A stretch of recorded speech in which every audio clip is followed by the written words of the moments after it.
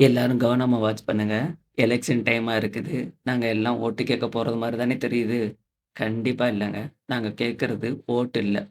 எங்க மஹல்லாவுல இருக்கிற ஒவ்வொரு பிள்ளையினுடைய எதிர்காலத்த.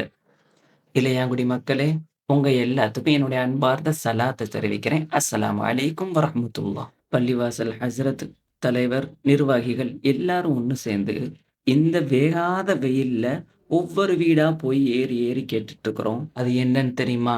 எங்க மஹல்லாவுல எந்த ஒரு பிள்ளையும் மார்க்க கல்வி இல்லாம இருக்கக்கூடாதுங்கிறது தான் எங்களுடைய முழு எய்ம்.